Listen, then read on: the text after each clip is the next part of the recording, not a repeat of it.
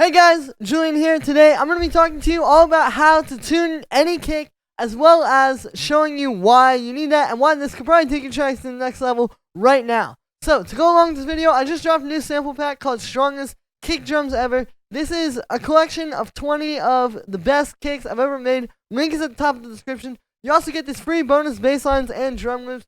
I'm going to shut up and just play a few of these for you really quick.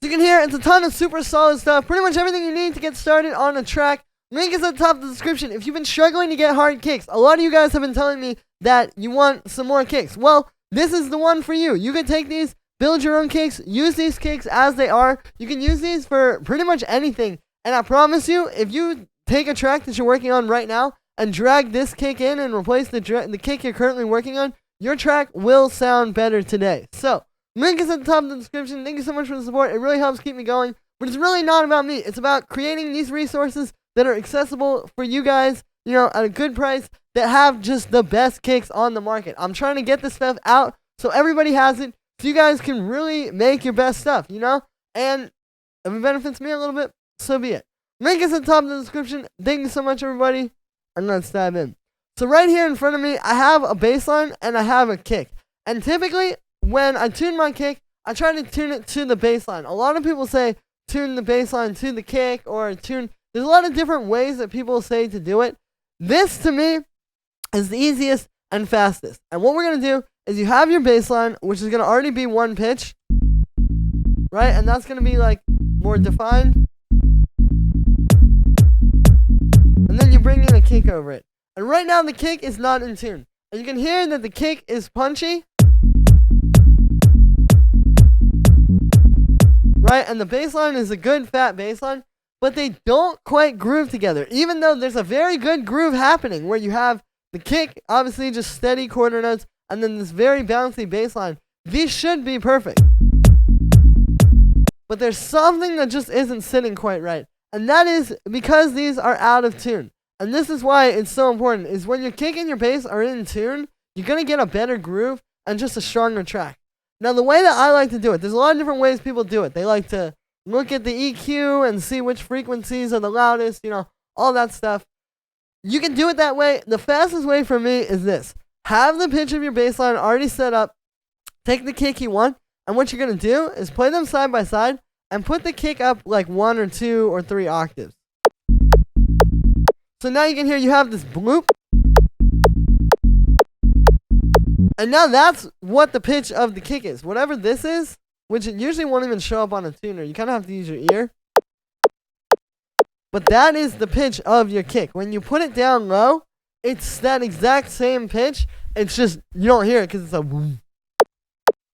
So now what you can do is you can listen to your bass line and just move this until you find the right note.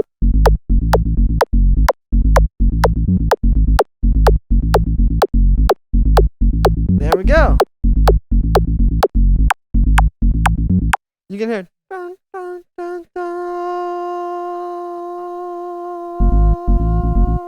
So that's gonna sit over the bass line. I'm missing that note, but you can hear it sits really well. And now all we have to do is put it back down to the original octave,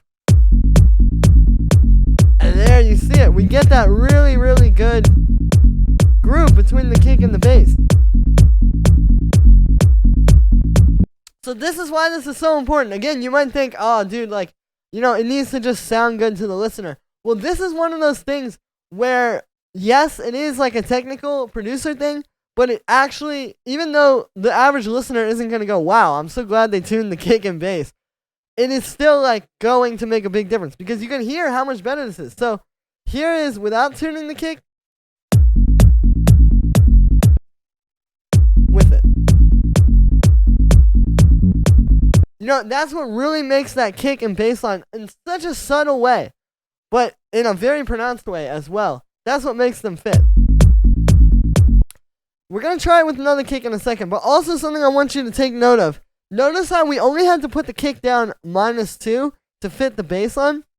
So if you have to go much further than plus or minus 3 semitones, it's time to do a different kick. Like if I put this up a few octaves, right, and then the only pitch that would work would be like plus 6 or something like that, well, that means that you need a different kick. Because typically, if a kick is sounding good already, and you put it up like plus 2 or 3 or anything higher than that, that's when you start to lose like that punch and really the kick that you originally went for. So if you're having to put it more than like plus or minus 2 or 3, that's when you want to look for a new kick. But cool. So let's try it with another kick. Let's grab this guy.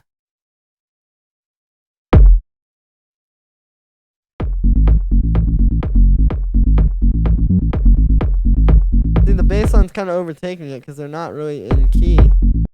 We'll do the same thing. We'll put this up a few octaves.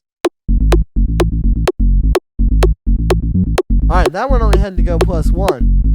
But see what I mean? Like, listen to this.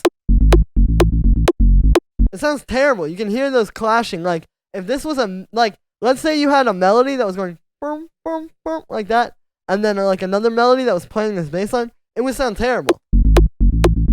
But if we put that up plus 1, it's perfect because you're getting a kick that's playing the root note, and then the bass is just playing notes in that same key. And that is what you want.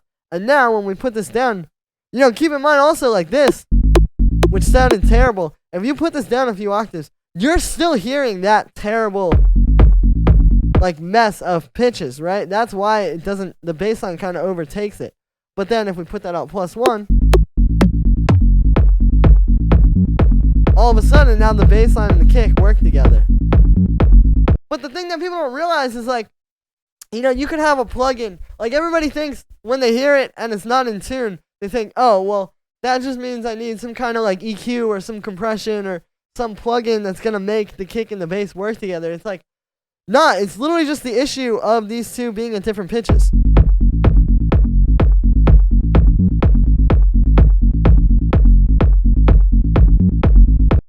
Yeah, let's come in for this one, guys. I want to just make a definitive guide on how to do this and show you my really fast method. Because, like, a lot of people talk about doing it, with the Spectrum and with EQ and all that kind of stuff. To me, yes, you might get a bit more scientific. This feels to me like the most amount of effort that you need to put in to get, or the least amount of effort, but the most that you should put in, if that makes any sense, to get this. Because, like, you could sit there all day with the Spectrum, but you're going to get a little bit lost. And that, especially like someone that doesn't really know what they're doing, that can be really tough. But this way, it's literally just get the nice bloop to fit the key of the bass line, and you just put it down a few octaves, and you're good. It's super fast. This will save you a ton of time making tracks. And yeah, so that's going to be it for this one, guys. I hope you enjoyed. As always, make sure to like this video as well as subscribe. And let me know what you think of this video in the comments. Like I said in the beginning, you can get the strongest kick drums ever. Volume 1, the link is right at the top of the description. Again, you get these 20 awesome kicks.